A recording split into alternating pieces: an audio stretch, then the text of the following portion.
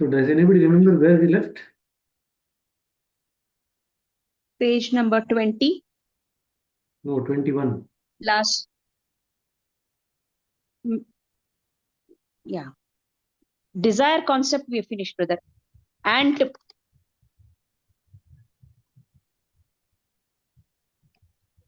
We'll start with page number 21. I yes. think I'll tell you a story. One day an ant was crawling along a leaf when a sparrow landed next to her. What amazing sight you must see when you fly so high in the sky, sighed the ant. I only ever see twigs and leaves and pebbles. Please tell me what you see from up there. Well, said the sparrow, I can see the whole forest in a single glance, and in the distance I can even see the ocean. What is the ocean? Asked the ant. In the way ocean there is so much water that it has no end, said the sparrow. The ant had only ever seen raindrops and droplets of dew. I would like to see this ocean, thought the ant. Which direction is the ocean? She asked the sparrow. Oh, it is that way, said the sparrow, pointing his wing. Thank you, said the ant, and she set off. She walked for hours and hours, and finally she encountered a mud puddle. The ant looked to see if she could see the other side, but as far as she could see, there was only water. At last, I have reached the ocean, said the ant. That is the situation in which we find ourselves, laughed Daji. We mistake the ephemeral for the eternal, the finite for the infinite, the mud puddle for the infinite ocean. We seek fulfillment in various objects, however, the satisfaction we derive is limited and temporary. Really, it makes us feel even emptier inside. This is because we lack contact with our inner source of contentment. Without such contact, we have little choice but to try to fulfill the deeper need in other ways. So, without that proper contact within us, we will lack the source of contentment, the inner source of contentment. For instance, suppose your daughter is crying on a long car trip. Then you pass by an ice cream parlor and think, oh, this will stop her from crying. You stop and get her the ice cream and she is happy. She is totally and effortlessly absorbed in the ice cream cone. Her mind settles. Really, she is in a state of meditation. The ice cream solves the problem of her dissatisfaction, but it's only a fleeting solution, you see. Afterwards, you will have to find a new way to keep her mind occupied. Furthermore, you have now conditioned her mind. You have offered the ice cream as a solution for the restlessness. Now, she will be more likely to ask for ice cream the next time she feels unsettled. She will certainly request it on your next trip, even if it is a very short one. So, no more ice creams, I guess, I said. No, no, no, she will never forgive me, said Daji. But I was referring to myself. Now he's talking about the role of the object in meditation. So please underline this. With a limited object of meditation, your meditation provides only limited fulfillment. He continued. With a temporary object of meditation, your fulfillment is temporary. Afterwards, you become restless all over again. If you really enjoy your state of absorption, you will seek its repetition. If so doing, you create a cycle of fulfillment and lack. If you like ice cream, your mind gravitates towards it. If you prefer whiskey, your mind goes towards that. Instead, your mind pursues whatever attracts us. Then we become caught up in a cycle of desire and fulfillment. So he's now talking about how we get caught up in a cycle of desire and fulfillment. Until we fulfill that desire, we are unstable and restless. After fulfilling it again, we become unstable and restless. So even before the fulfillment of the desire, we are unstable and restless. After the fulfillment of the desire, we are unstable and restless. We become like pendulums swinging between lack and fleeting happiness. The more desires we have, the more difficult they are to fulfill.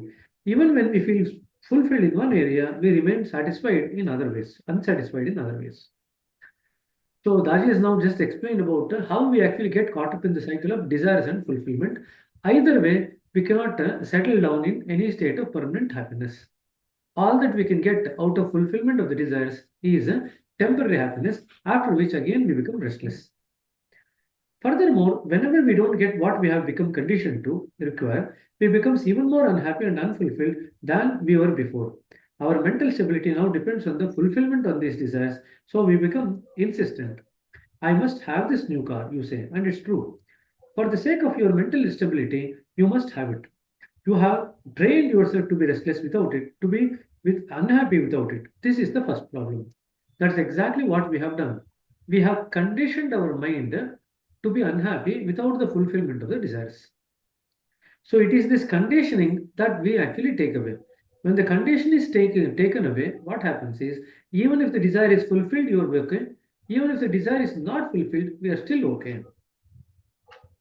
The second problem is by repeatedly fulfilling a particular desire, you develop tolerance to that fulfillment. The second problem.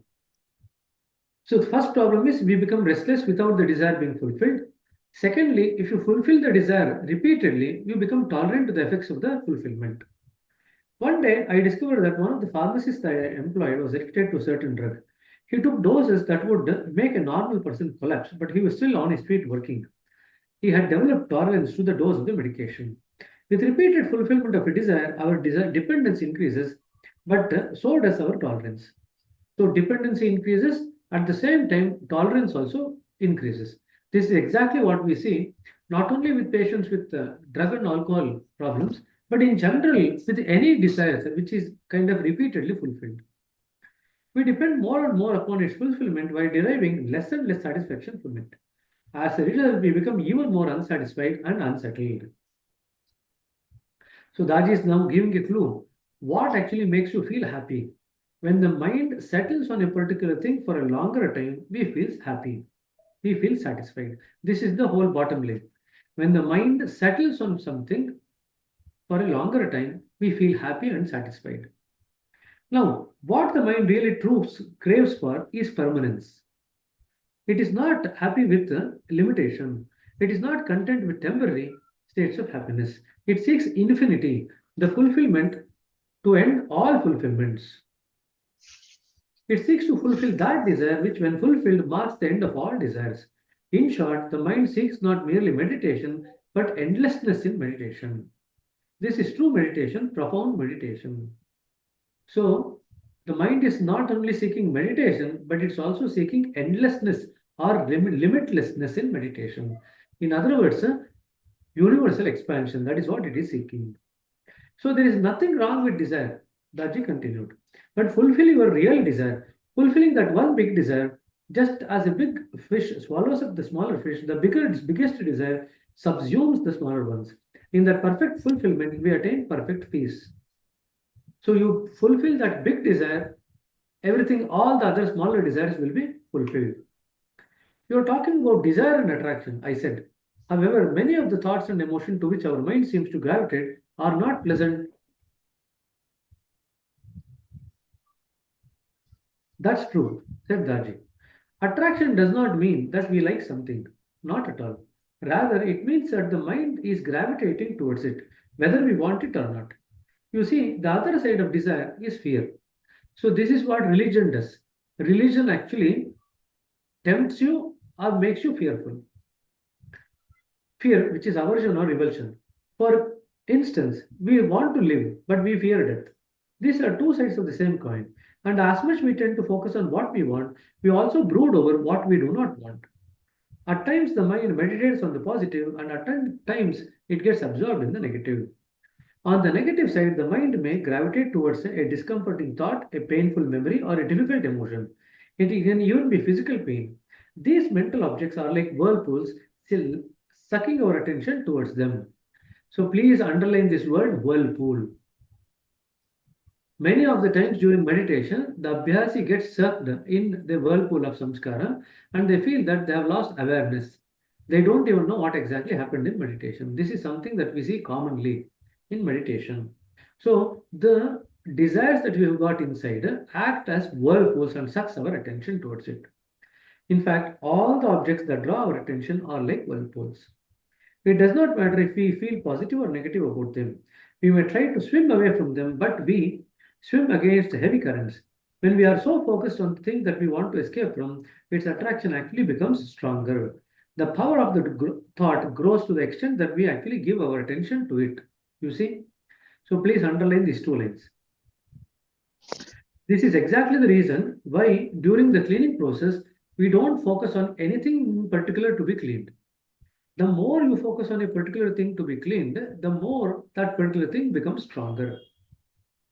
Okay, so where attention goes, that particular thought or object becomes stronger. For instance, a boy sees a girl and goes crazy over her.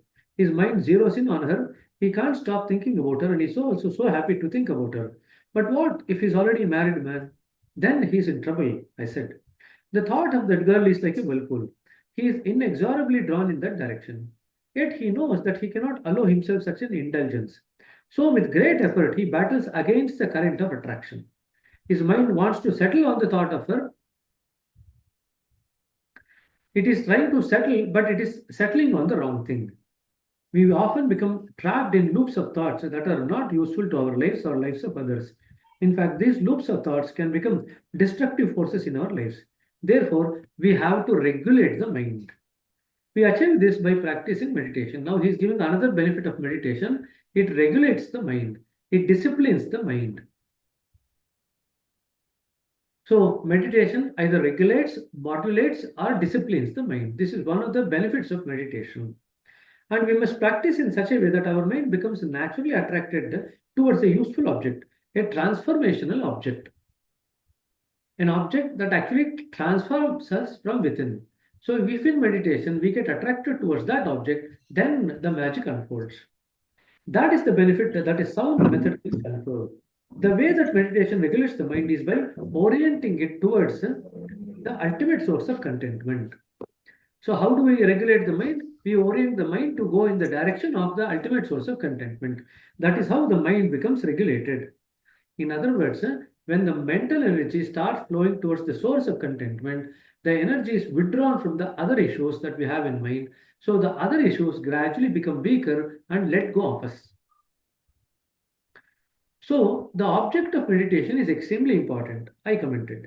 Yes, the objective determines the effect that our meditation will have upon us. Whether you drink water or whiskey, the act of drinking is the same. The effect is only different because the object is different. Similarly, no matter which object you meditate upon, the act of meditation is the same. It is just that the different objects lead to different outcomes. Please underline. Different objects of meditation leads to different outcomes. A limited object produces limited effect. What sort of effect would an unlimited object produce? The idea baffles the mind, and but it does not baffle the heart. The heart is intuitive. It does not share the mind's many limitations. Please underline this. Heart is intuitive and does not have the limitations of the mind. That is one of the reasons why we focus on the heart in our meditation. In that way, by focusing on the heart, we overcome many of the limitations of the mind. And that's one of the first benefits that we get from the first day of meditation on the heart.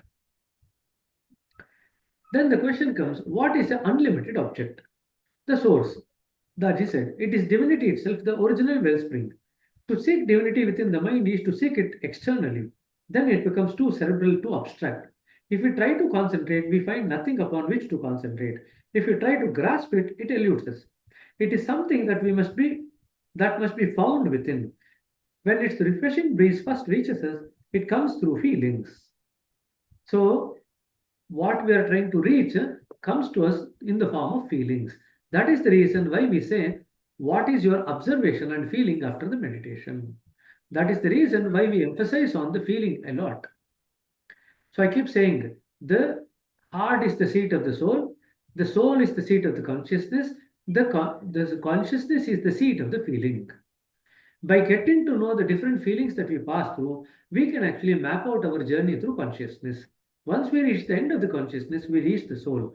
Then from the soul, we reach the supreme soul. That is our journey. So it is something that must be found within. What is that? The unlimited object. When its refreshing breeze first reaches us, it comes through feeling. Thinking is narrow, but feeling is broad. It is holistic. It encompasses thinking all, but it is beyond thinking. It encompasses all our faculties, but it is beyond them too. Through feeling, deeper truths are unveiled. Divinity cannot be known, you see, but divinity, its presence can be felt. So divinity cannot be known, but you can experience it and you can feel the presence of the divinity. That's exactly what we try to do. Why is feeling more important? Because the feeling encompasses the thinking and it's far beyond thinking. Not only that, the feeling actually encompasses and it is far beyond all the faculties also. And can you feel that presence with your liver or in your heel? Can you feel it with your shoulder or your elbow? The heart is the organ of feeling. Please underline this. Why do we focus on the heart in our meditation? Heart is the organ of feeling. And so it is with the heart that we feel it.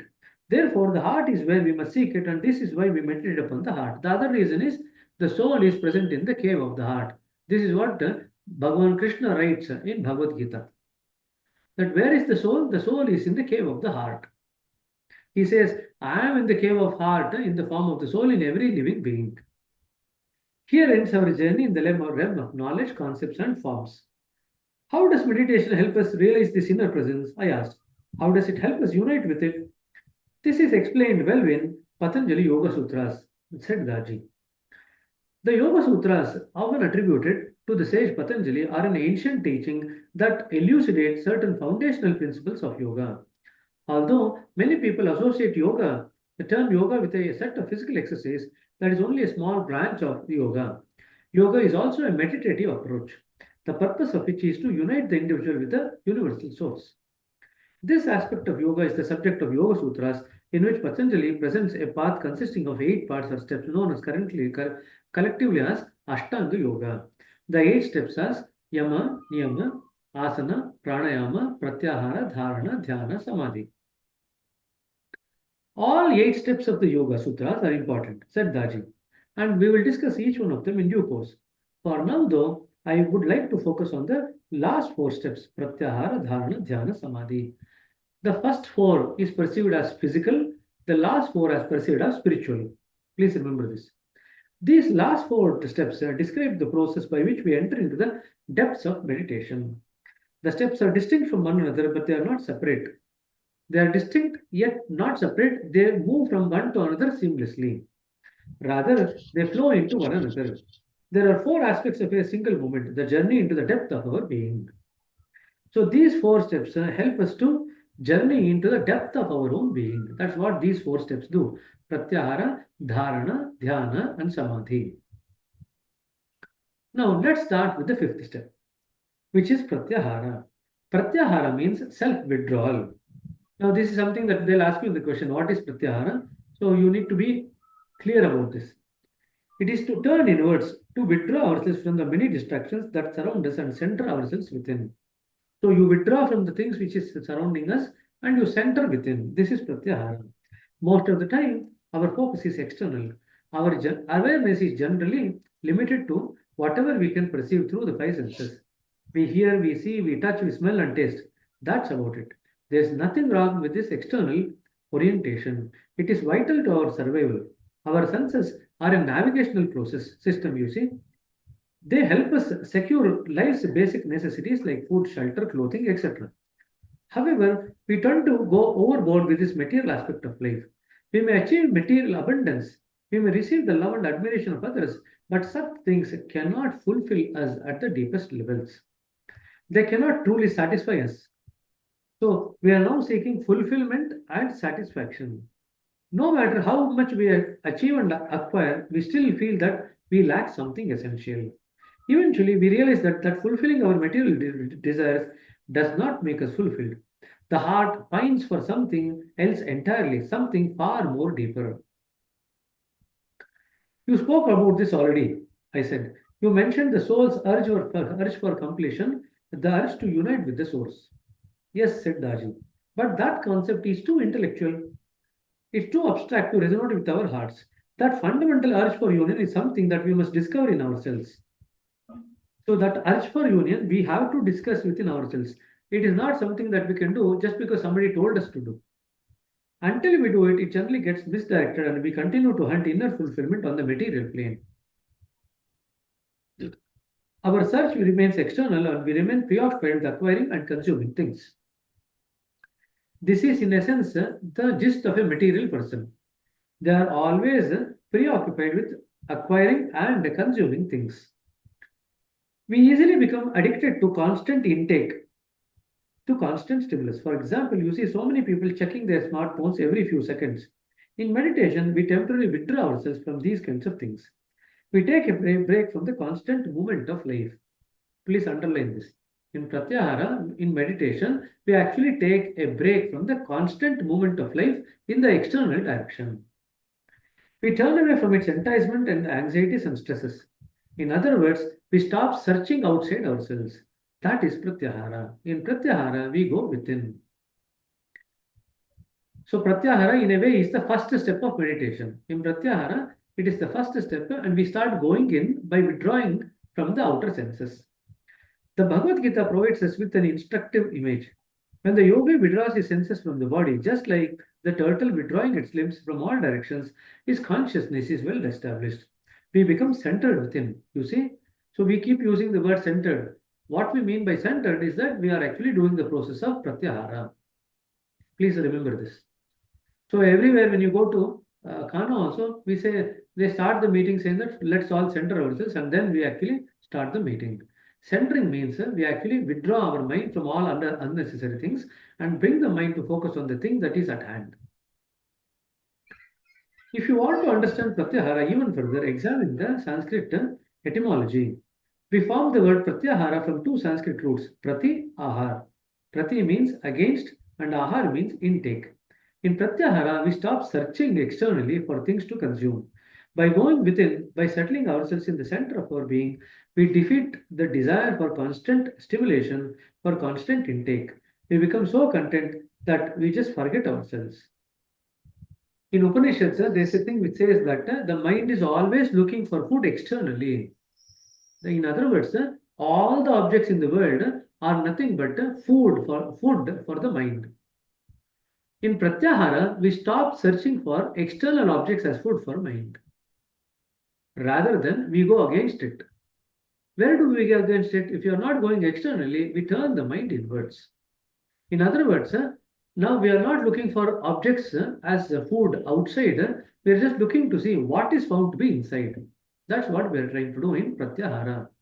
Eventually, the mind will still has to find an ahara. It will start taking divinity as a ahara. It will start take divinity as the food. That is what eventually happens. Okay. How do we achieve this? The Pratyahara, I asked. Something has to draw us inwards. This cannot be achieved by force, otherwise, we end up struggling. That is the reason why I keep saying that in meditation, there is no need for force to be used. You see, what often happens is that the person closes their eyes and tries to meditate, but they don't find anything inside. It is as if the heart is locked up, totally inaccessible.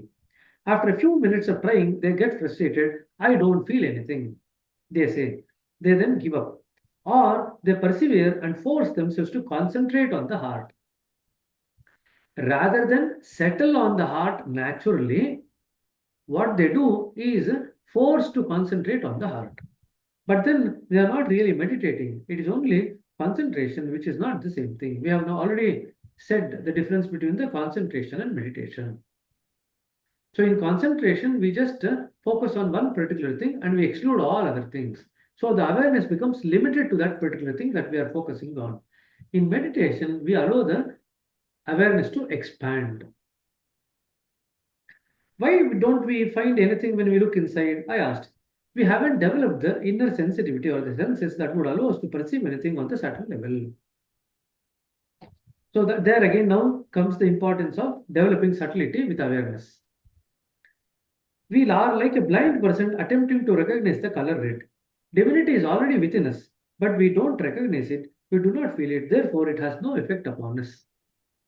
It is there within, but we don't feel, we don't see it. So it cannot have any effect upon us. So when do we actually start getting the benefit of going inside meditation and perceiving the divinity? When we develop the sensitivity to grasp the divinity in all its aspect. How do we rise beyond this limitation? I said. In the heartfulness approach, our meditation is aided by yogic pranahuti, said Daji. That makes all the difference. The topic of yogic pranahuti is a vast one, so let us wait and explore it in greater depth later on, including the way to experience it for ourselves. But for now, let us understand that transmission is a catalyst for profound meditation. It allows us to experience divinity rather than only believing in it. By infusing in us with divine experience, transmission helps us to transcend the need for belief. So whether a person believes in divinity or not, once transmission is given to them, they start believing in the effect of the transmission. When you experience something yourself, belief is no longer required. So we transcend belief. That's why we don't ask anybody who comes for meditation whether they actually believe in religion, believe in God, or anything like that. It hardly matters. We don't ask at all anyone. When you experience something yourself, belief is no longer relevant, you see. Therefore, transmission is a means by which we can awaken to reality, to the essential presence within. That is what makes the difference. No longer it is just a dry exercise. No longer we spend meditation fighting with thoughts and bodily sensations. Further on, yogic transmission helps us to merge with that inner presence and become almost identical, you see, to it. You see, transmission is divinity itself, coming to your door with an invitation in hand. Like the scent of a rose beckoning us towards the garden, the fragrance of divinity draws us in. It is so mesmerizing and captivating. It speaks to our hearts and draws us further into itself, further into ourselves. This paves the way to deeper levels of meditation. It happens so naturally that we hardly have to expend any effort. That is why Babaji, the second guru in the heartfulness tradition, called this heartfulness path the natural path or the Sahaj Marg. It is a natural and a forceless approach. Please underline this. It is natural and forceless. What is natural cannot be forceful.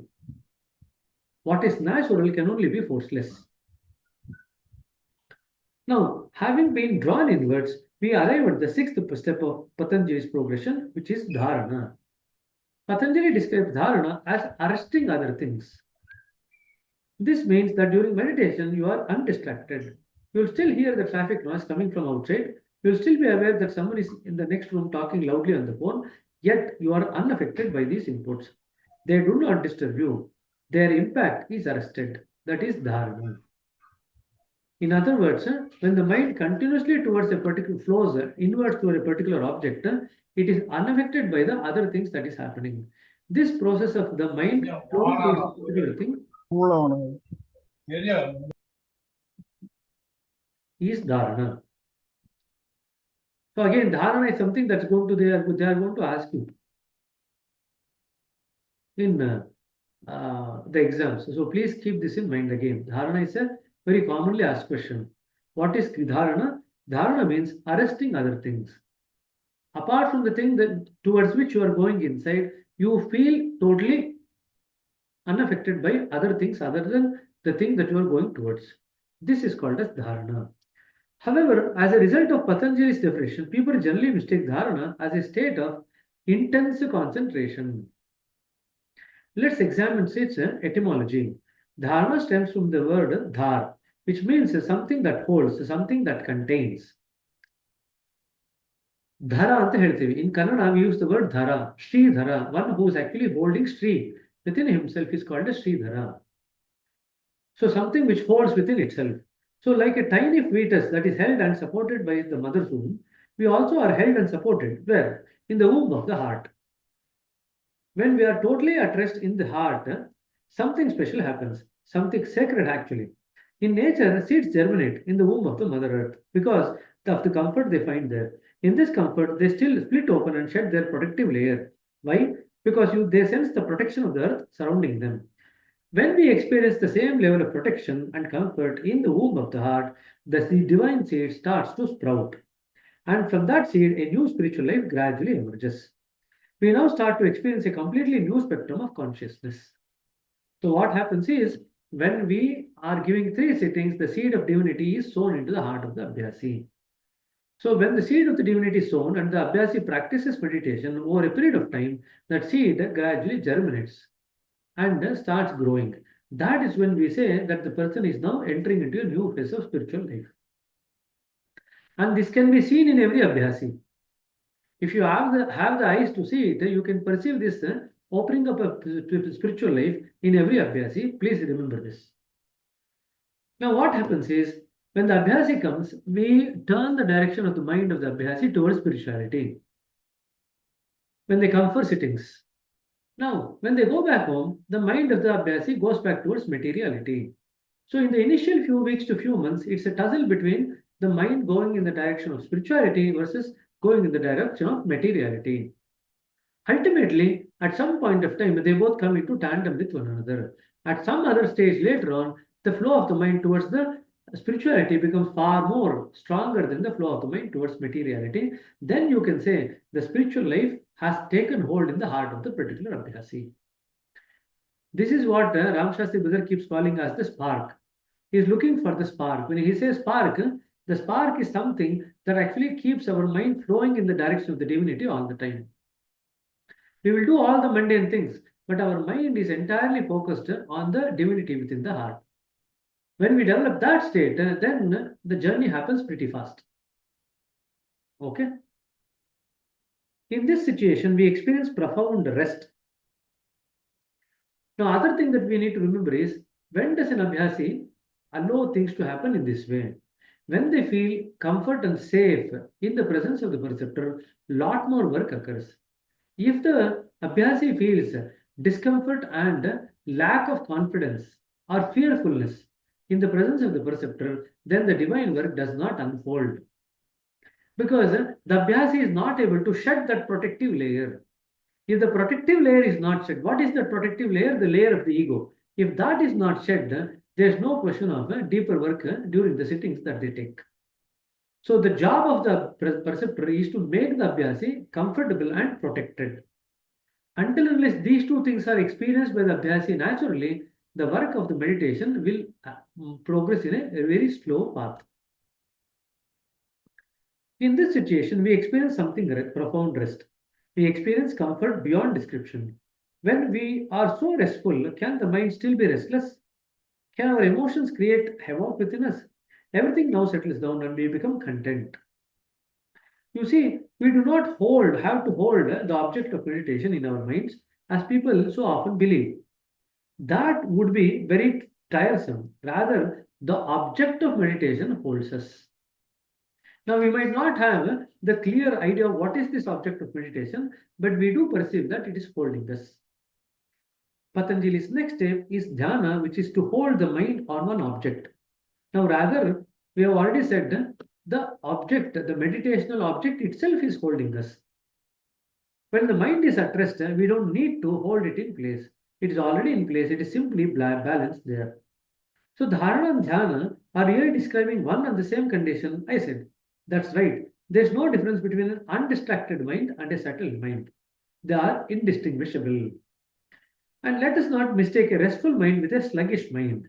Again, that is now differentiating between these two. No, in this state, our awareness becomes dynamic. In sluggish mind, the awareness is limited. But in a restful mind, the awareness becomes dynamic. That is a very, very important aspect. Consciousness steeps in the divine presence within. We are totally absorbed in it. When our level of absorption passes beyond a certain threshold, we call it as samadhi, which is the eighth and the final step in Patanjali's progression. Samadhi is when we cross a certain level of absorption or certain threshold of absorption, we call it as samadhi. Because samadhi, so that is one definition. Samadhi is a state where we pass through a certain threshold of absorption in meditation. Because samadhi is the last of these 8 steps, people commonly think of it as the grand culmination of the spiritual journey. In actuality, samadhi is just the beginning. Much more lies beyond. Actually, many of us have a taste of samadhi even on the very first day of meditation, just as you did on yours. Our experience of samadhi deepens and changes as we progress, you see. So samadhi is not the end, samadhi is the starting stage or the beginning. Now, he now elaborates on what is samadhi. Samadhi is a deep meditation. It is to be deeply absorbed in the divine object. Then we start to unite with that particular divine presence within. Eventually, we become one with him. So we become deeply absorbed, then we start to unite with that divine object or divine presence within, and eventually we become one. However, total union does not happen all at once. It is a progressive thing. In other words, with every meditation that you do, with every sitting that you take, with every satsang that you attend, you are becoming more and more divine, less and less human. This is what is happening. You see, with each successive meditation, it can be possible to merge a little further into divinity. And along with this tiny union, we experience a sense of completion that is unmatched by anything that we have previously experienced. So every time we merge a little bit more in divinity, we have a little bit more of sense of completion. Our hearts become drenched in peace and contentment. When such is the case, could anything possibly disturb us? Could we still feel stressed or unbalanced? The mind is only at ease when the heart is at peace. Please underline this. When the heart is at peace, the mind is at ease. Yet, many regard meditation as a state of mere mental inactivity or thoughtlessness. Now, he is differentiating between mental inactivity, thoughtlessness versus meditation. Not many have understood that the roots of inner stillness lie in that state of union, not in thoughtlessness. People often make mental stillness as a as an end goal in and of itself, without realizing the cause of that stillness. Believing that meditation is an exercise in suppressing thoughts, they devise various artificial means to induce the state of thoughtlessness. There are certainly points on the body which, if concentrated upon, do provide thoughtlessness. That is the reason that many people meditate on the tip of the nose. So, what does the meditation on the tip of the nose do? It entails us, or it makes us stabilized on the state of thoughtlessness. However, thoughtlessness without union is only a state of ignorance, of mental dullness, and of not any use. That is not samadhi. So, thoughtlessness without the union causes mental dullness or a state of ignorance. Now, further he elaborates on samadhi. Now, let us now further examine the word samadhi itself. Sama is a combination of two Sanskrit words, sama and adi, equal and original. Sama means equal, adi means original. So, in samadhi, we enter into a state that is equal to the original state, which is the state that prevailed before we came into existence. At that time, nothing yet existed apart from the source from which we emerged. In that state, there was perfect calmness and perfect balance. So we keep talking about it. What are the three things that is there in the center? Perfect calmness, perfect balance, and perfect moderation. In fact, sama not only means equal, as I've just described, but it can also mean balance. Therefore, we can also translate samadhi as original balance. So, samadhi is a state that is equal to our original state, which is a state of balance, I said. So, that's another meaning of samadhi.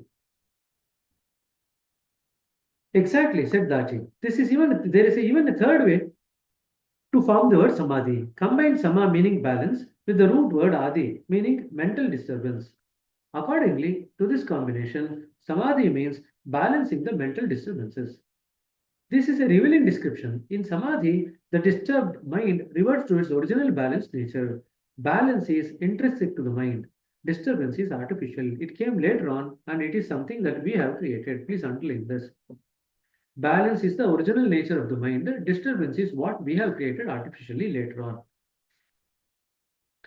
And we continue to create it, I said.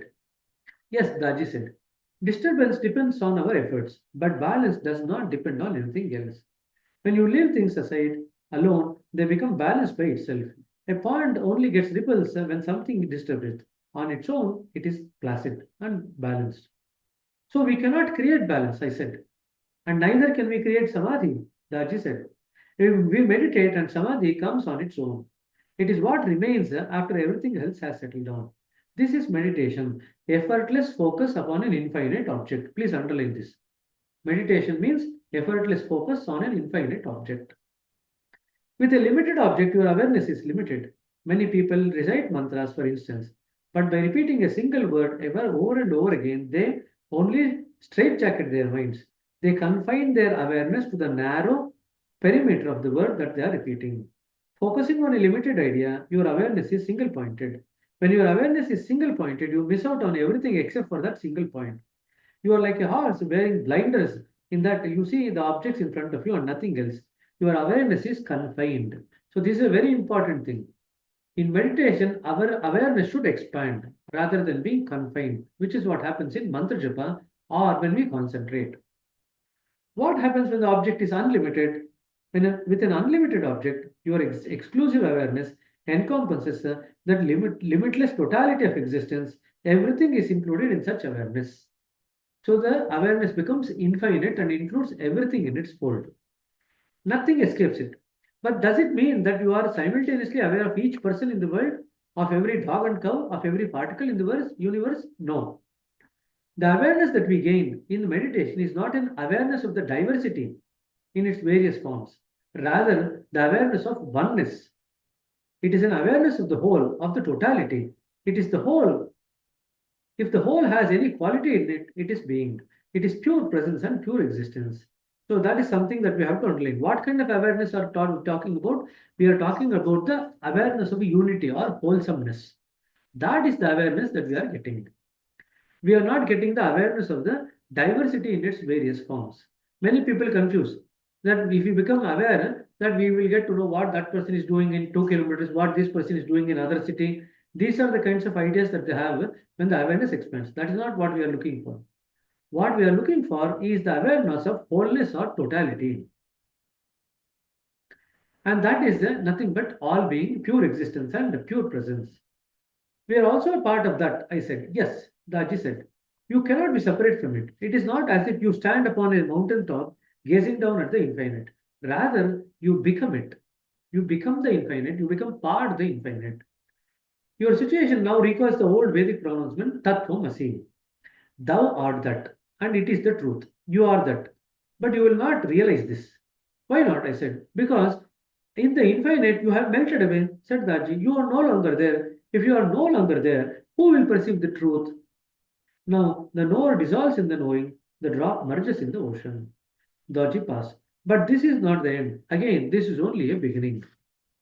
He just said that meditation is the beginning. Then he said samadhi is the beginning. Now he is saying even this samadhi is not the beginning, it is not the end, or even this merging is not the end, it is only the beginning. So I'll just stop here for 5 minutes. If there are any questions, please ask. From there, we can then go to the attitude concerning meditation. I have one question. Go ahead. Like, if it is the beginning, like, what could be the goal? If merging is the beginning. That is something that we will wait for the Heartfulness book to unravel to you. Okay? In the end, Daji writes one sentence. It is okay to be divine, to become divine, but you have to learn to live with that divinity in this life here. So even after we become totally divinized, then we still have to learn how to live in this world with that total divinity within us. In other words, we need to gradually learn from one level to move from one level to another and then learn to live with that particular level of existence or awareness. So the journey is infinite, and that's something to remember. And the other point that he made that we kind of just pass through is that we do not merge in the divinity totally. We read in the complete works, we become aligned to the divinity in such a way that a nominal difference is maintained between the center and the human being. Human beings can never become God. Please remember this. That's why the mergence is not absolute. We re-establish the connection with the absolute, but we do not merge ourselves into the absolute in the way that we normally think about. A nominal difference is always maintained between the absolute and human. Okay? Sister, go ahead. Brother, you said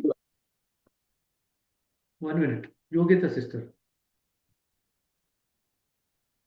Brother, as you told that as if preceptor's duty it is to keep them into the spirituality, but more now people come for the mental de-stress and all. So when they come with that point, how we can include the spirituality into them so that they get more absorbed into it?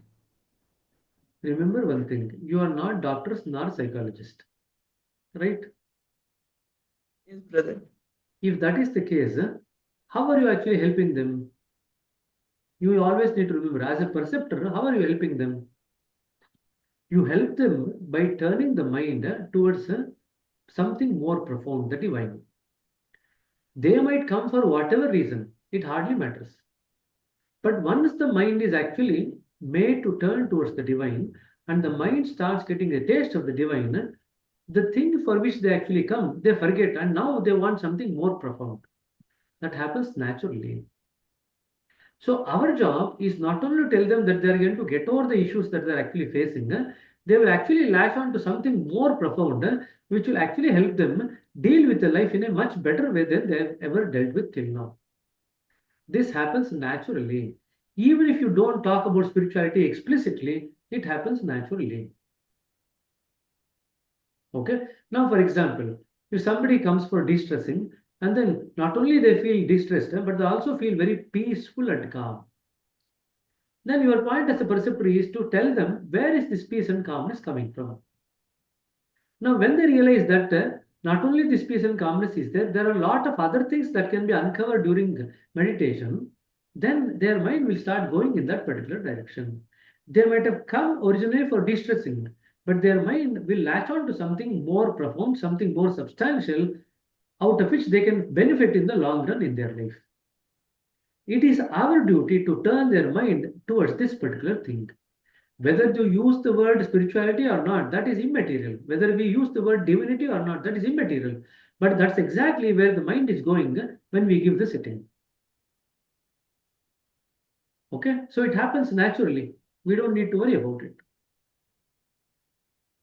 And then eventually, at some point of time, when they feel peaceful, their mind will start looking for who is the person who's giving who is the giver of peace, the peace giver. So the mind then goes towards the creator or the ultimate God. Many of these things unfold by itself. Our job is to create the atmosphere where these sittings can go on continuously. So the job of the preceptor is to make the abhyasi inspired, to make the abhyasi interested in meditation, then to turn the abhyasi, to make the abhyasi more comfortable and safe in presence of the preceptor, and at the same time gradually molding the direction of the mind away from materiality towards divinity or towards spirituality. That's exactly what we do. These are the 5 things that every preceptor should be able to do. Then you see the magic of the spirituality unfolding in the life of the Abhyasi. When we are not able to do these things, then the journey is more tedious. The Abhyasi will be like in and out, in and out. They come for a few sessions, after that they go away for a few sessions because we are not able to hold them in the purview of the work that we are doing within them. Okay? So I've given you a clue regarding what are the things the preceptor should actually be in order that the Abhyasi's mind can be diverted on a long-term basis towards spirituality away from materiality. Okay? Pallavi, go ahead. Only one last, I didn't catch the word, brother, in that sentence you said. Soul is a seat of consciousness. Consciousness is a seat of divinity, source. What did you say, brother? Feeling. Got it. Thank you, brother. The heart is the seat of the soul. The soul is the seat of the consciousness. Consciousness is the seat of the feeling. So how do we know that we are actually expanding consciousness, progressing in consciousness by catching hold of the feeling? So every chakra has a different set of feelings. What you do during meditation is to uncover those feelings or see what kind of feelings are you experiencing during meditation. That is exactly the reason why we ask you, what did you observe and feel? Now, Thank you, the brother. feelings that you get in meditation gives you an indication which chakras are being worked on, which chakras are you journeying through. Now, by knowing about different feelings, we know to what extent you have actually expanded in consciousness. When we reach the highest level of consciousness, the consciousness merges back into the soul, we would have reached the soul. So, catching hold of the feeling, we journey through the consciousness. After crossing the consciousness, we settle in the soul. Then, from the soul, we settle into the Supreme Soul. That's all the journey is. Okay? Thank you, brother. So, any other question? Brother, one basic question.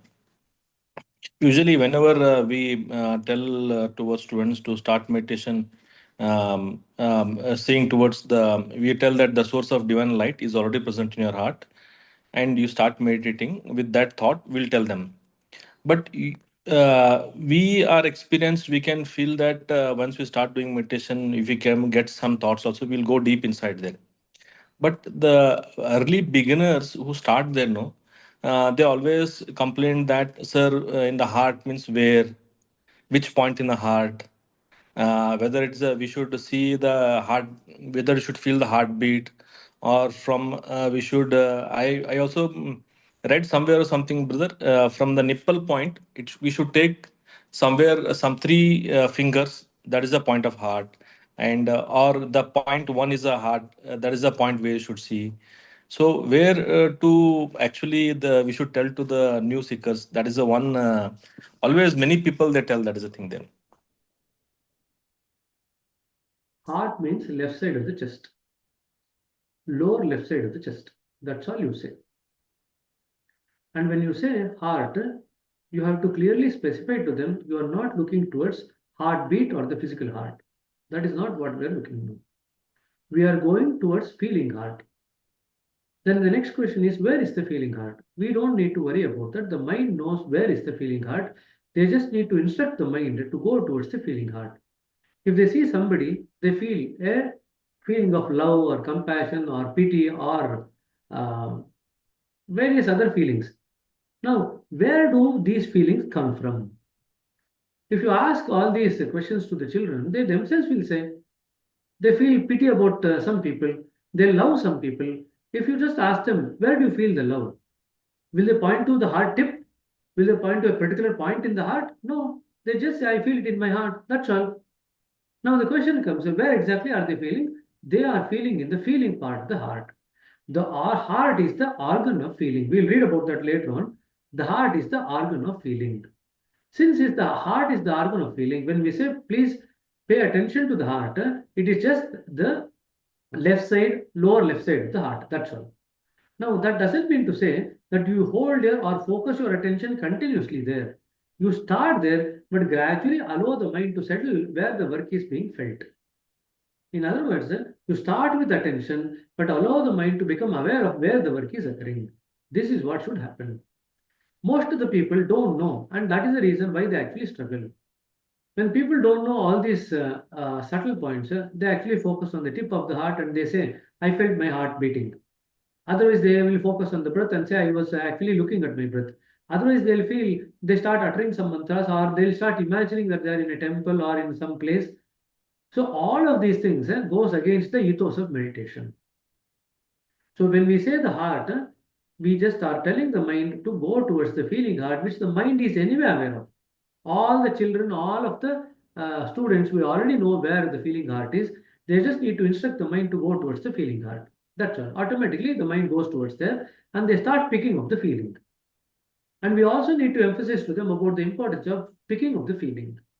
If they know that this is what they are going to ask, you just tell them, we are going to ask you what did you feel during the meditation. So just observe the feeling and report to us. They will automatically do it. We don't need to make it more difficult for them. Okay? Okay, brother. Thank you. Brother, will you take just one more question? In the last session between Sujata sister and myself, we were reading.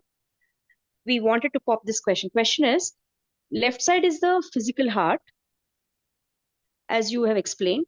What about the spiritual heart?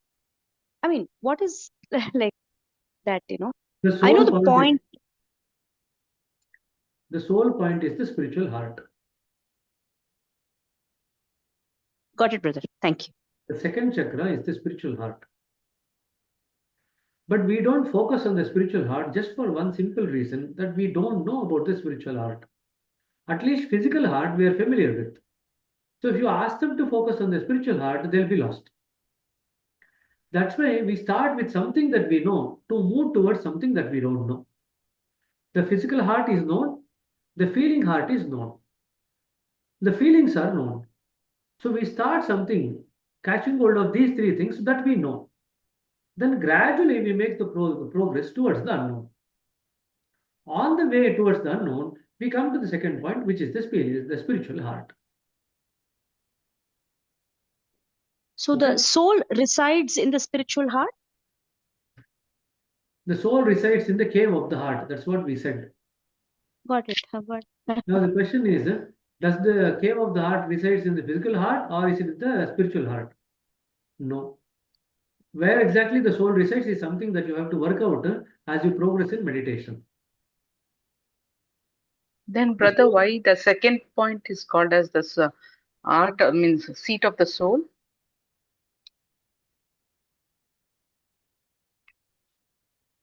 the soul is perceived more clearly in the space element.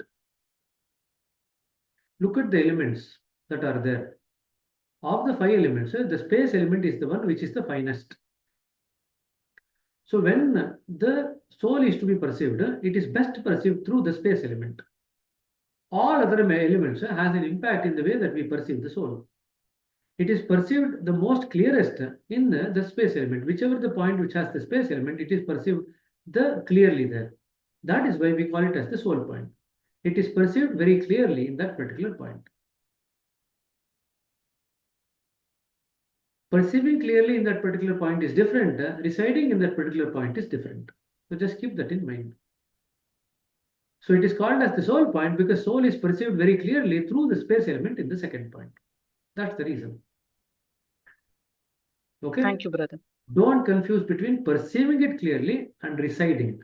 They are two different things. The soul resides in the heart, which is the first point only. But it is perceived very clearly through the second point because it's the space element. Okay? Anyway, shall we continue now? So we have another half an hour. Let us see where we can reach today. Attitude. One afternoon, I meditated alone with Daji. Afterwards, he remarked, meditation isn't everything. What do you mean? I said. Spiritual practice is important, he said. Without it, transformation is only a dream. Yet, even with the most effective meditation practice method, combined with the most disciplined approach, can only take us 5% of the way. What about the 95%? I asked. Attitude, said Daji. What we do is important, he said, but it's also not as important as the attitude with which we do it. This does not apply only to meditation. With any activity, it's our attitude that defines it and our attitude that determines its success. Please underline this. It is not only the activity, the attitude with which we do the activity that is more important. If you meditate in a negative mode, it is counterproductive. Your negativity becomes the object of your meditation, you see. Your eyes may be closed. You may look as if you are in meditation, but in actuality, you're just brooding over your negative thoughts and feelings. That becomes your focus. And what happens if you meditate on your bad mood?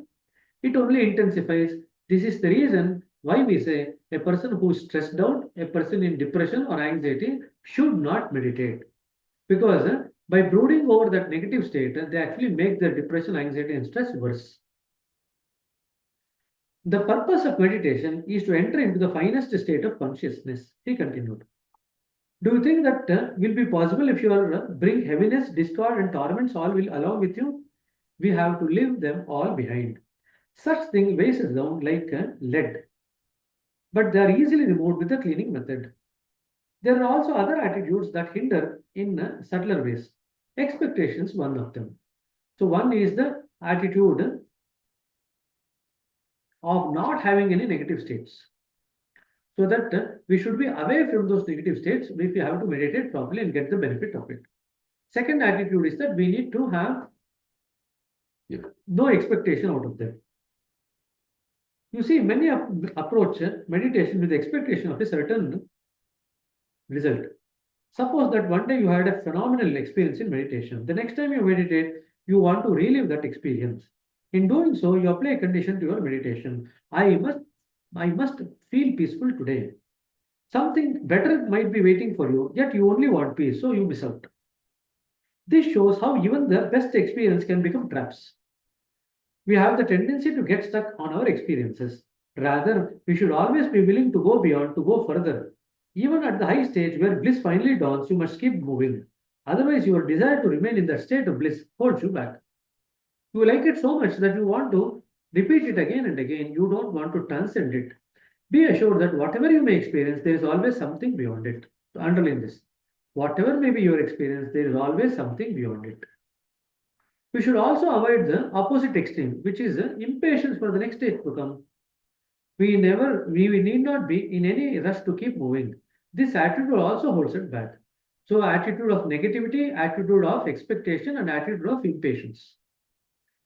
I guess it's a fine line between getting stuck on experience and being in a hurry, I said. No, not at all. It's a simple thing. Just let the process unfold naturally with total openness. Don't place any conditions upon it. Don't insist on anything and don't demand anything. Meditation is best when we have no expectation. not even for meditation experience. If something happens, fine. If you have no experience, it's still okay. Really, meditation is a form of waiting. Please underline this. Meditation is a form of waiting, not impatiently, as if you are pacing back and forth, waiting for the bus. It's a relaxed kind of waiting. Meditation is a form of relaxed waiting for things to unfold naturally. Neither we have any expectation, nor we have any impatience to make the journey in a rush. You see, you are at ease, you are comfortable. It does no good to be impatient. You see, everything happens in its own time. For example, you cannot open a butterfly's cocoon before it's fully matured. That would kill the butterfly. Similarly, we cannot expect spiritual states to bloom before their time. They will come. Sometimes we have unpleasant experience. I said, what then? Many things happen in meditation, but every experience is ultimately good because such experience has a purpose, even if you don't understand it. We need not understand it either. Our understanding is not necessary for us to keep moving. Just take your experience lightly and move on. Most of us do not understand the intricacies of the spiritual journey.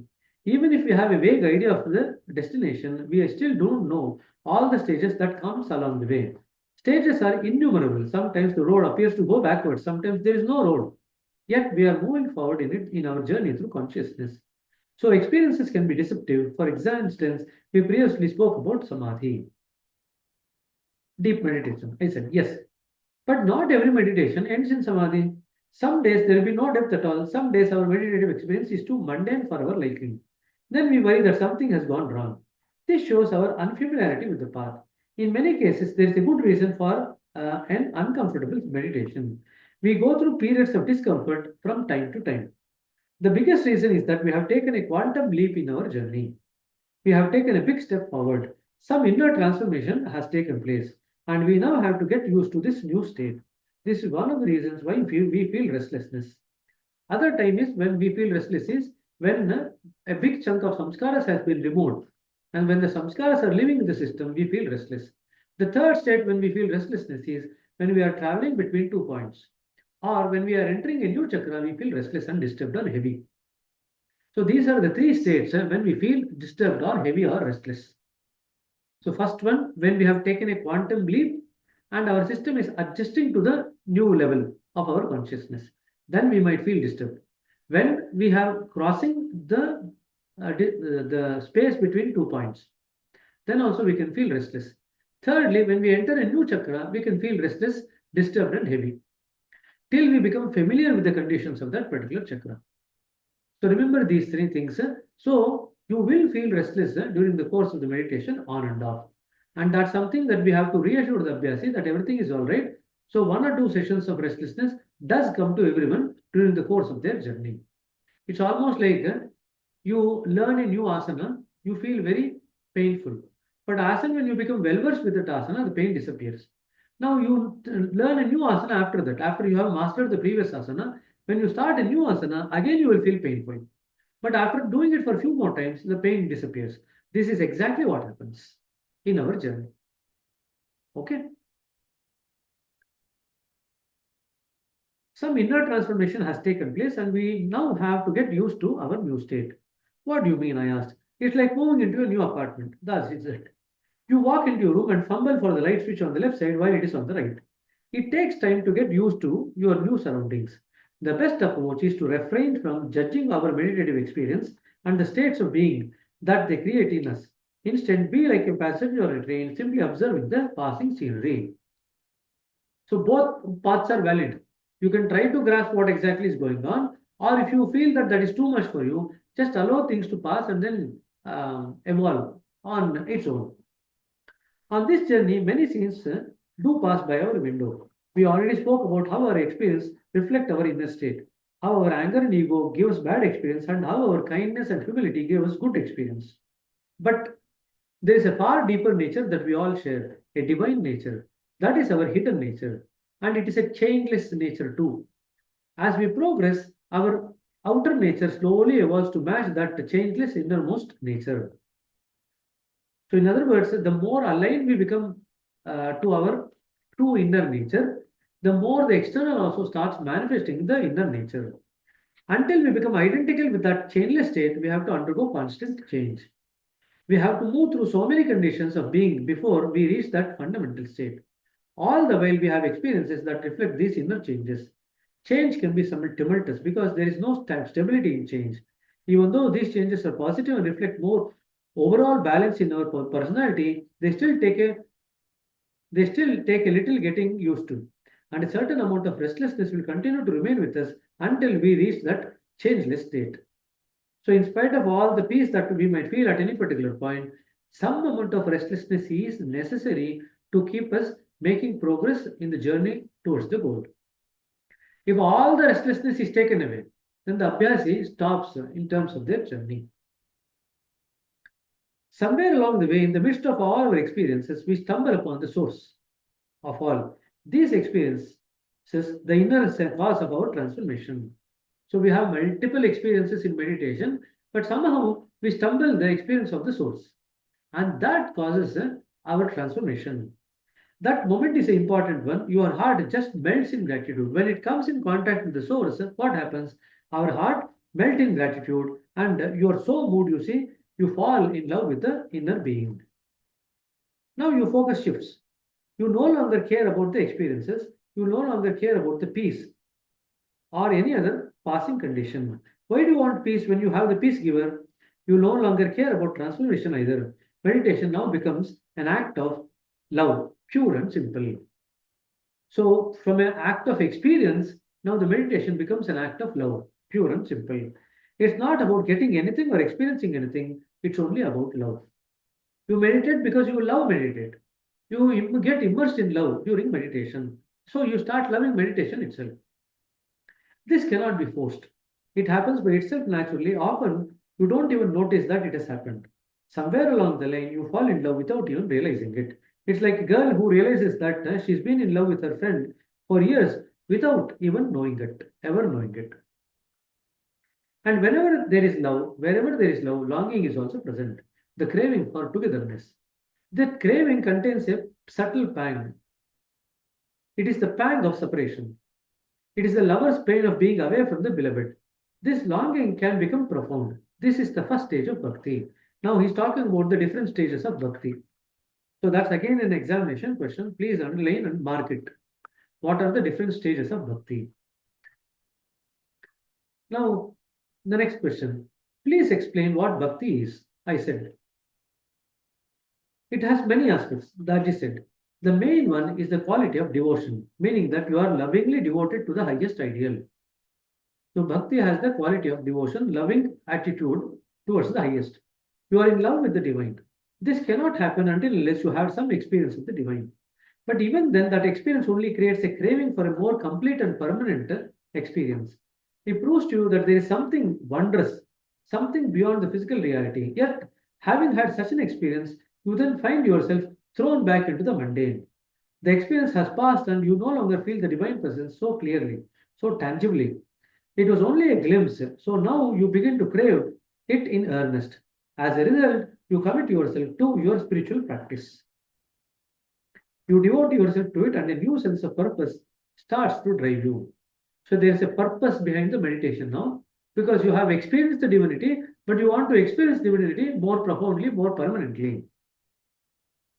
The path of longing that you are describing seems to run counter to the attitude of non-expectation and openness that you just discussed earlier.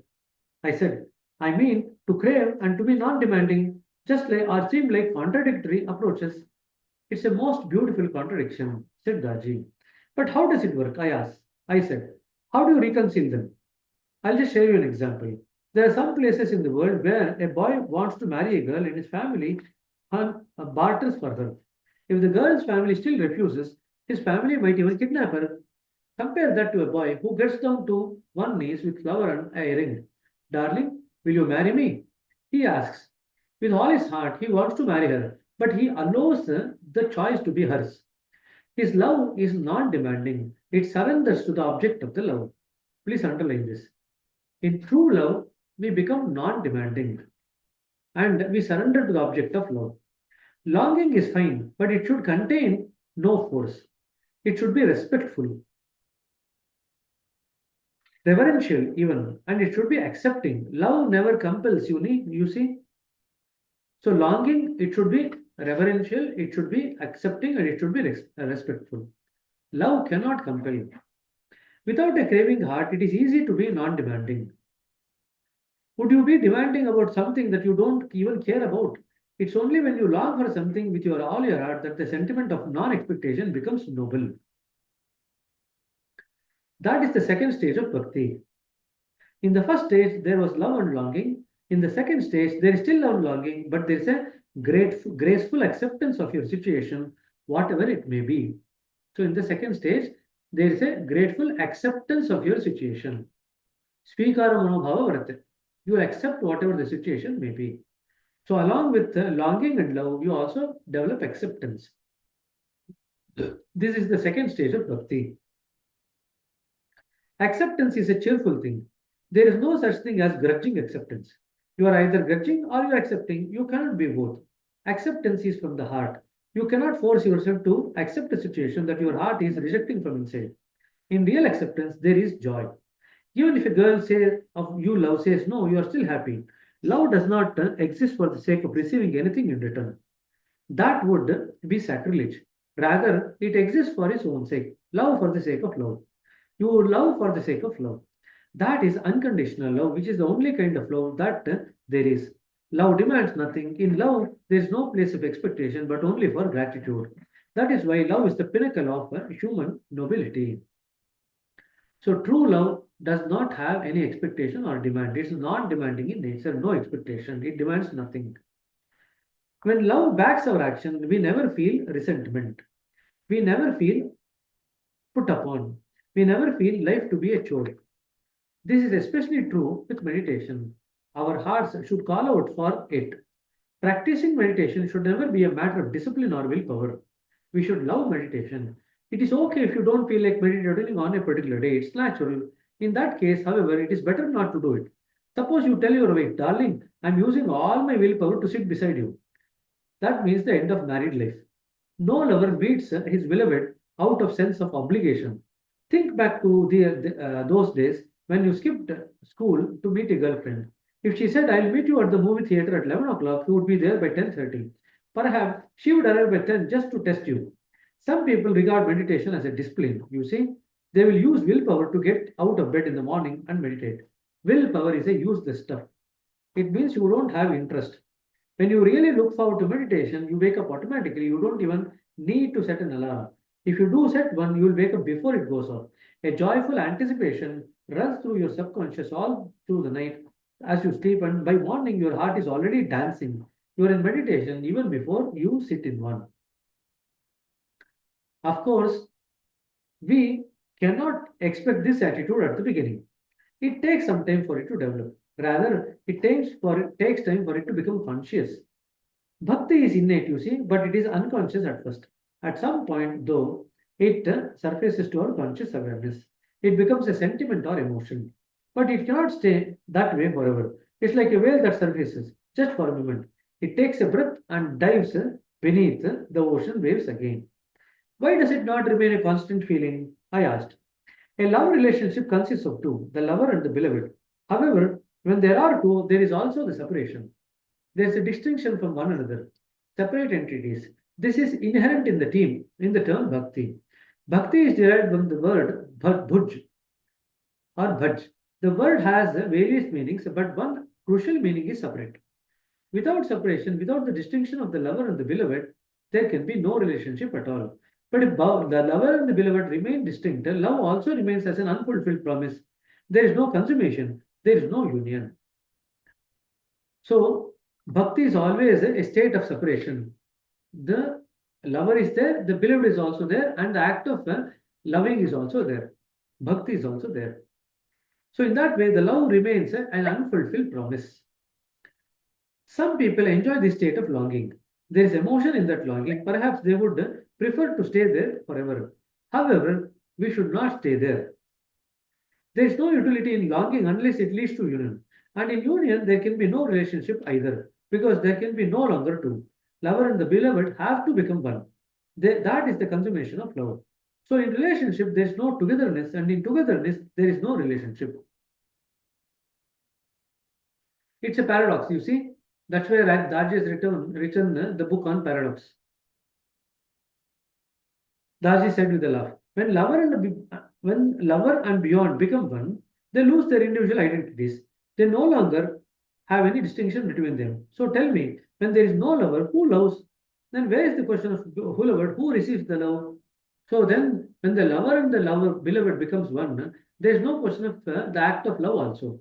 Who is there to either give the love or receive the love? You see, love is nothing that never really arrives. We approach it, and before we arrive, we have already transcended it. We can never pass through it. It gets closer and closer, and when it gets no closer, the whole business is already behind it. It's a mysterious thing. That is the distinction to which we ply on in our journey. We call it union, but it's actually beyond union. How is it beyond union? I asked. Because union contains a subtle feeling that the two have become one. But if there is any feeling of two, how can it be union? In real union, then when the two have become truly one, there is no idea or feeling of two. Hence, we never become aware that we have united with the beloved. We forget ourselves and the beloved also. That state is beyond union. Yoga means union, so it is beyond yoga. Now, there is a question. There is a story about it. When Subhuti, Buddha's student, gets realization, all the gods descend to earth to congratulate him on his new state of self-realization. And then Subhuti says, I don't know that I have self-realized. Then the gods reply that you cannot know that you have self-realized. If you know that you are self-realized, that means you still don't know. You have not achieved that full self-realization. Because when the self merges with the state of realization, the self is no longer there in the way that it is perceived as separate entity apart from realization. So there can be, so a person who says I am self-realized cannot be self-realized. A person who is self-realized can never say that I am self-realized. So please keep this in mind. It's like a paradox. So that's the story about Subhuti, Buddha's favorite student. When he realizes himself, he says, I don't know that I have self-realized. Then God says, all the gods which descend to congratulate him says, you cannot know that you are self-realized. Okay. So we'll just stop there at 44 and we shall probably continue tomorrow from this. Yoga is the path that take us there. From there, the second paragraph of 44 page number. We'll take any one or two questions before we end.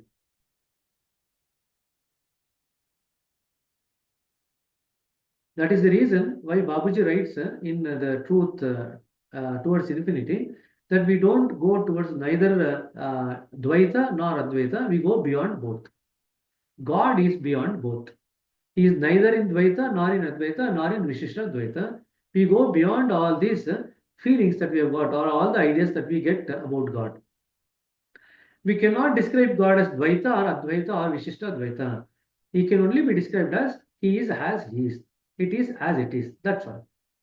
You remember that from the fifth maxim that we read? It is as it is. That is the state that we realize in the end. Now that is a state beyond union. That is what Daji is now talking about. On one hand, we talked about earlier on that we cannot have perfect union with God. There is a semblance of separation. But on the other hand, we are now talking about we going beyond the union. Which is why I asked the question, who is more powerful? Is God without the mind, the absolute without the mind, more powerful, or the human who has become merged or developed that union with the ultimate with the mind is more powerful? Who can be more powerful? So this is a question that we have to ponder about. God or the ultimate without the mind, or a human who has established the connection with the ultimate with the mind? Who is more powerful? Man with the mind merged with the God. The one with the mind is more powerful, obviously. God does not have the capacity to execute what he wants. He requires a mind. A human being with that mind is far more powerful than God himself. God might have the power but the human being has the ability to utilize that power. Okay, in a way, you can say God becomes dependent on the human mind for execution of its order, and that's the beauty of it. So there's a question which comes there. Bhaktana ದೊಡ್ಡವನ ದೇವರು ದೊಡ್ಡವನ ಭಕ್ತ ದೊಡ್ಡವನ ಅಂತ. The answer is Bhakta is far more bigger than God himself. Because Bhakta has God also and the power of Bhakti also. God does not have the power of Bhakti. Okay? Because God does not have mind. These are all subtle things that we need to ponder about as we go higher and higher towards the center. Okay? So coming up to 8 o'clock, so I have another meeting to kind of gradually now to go towards my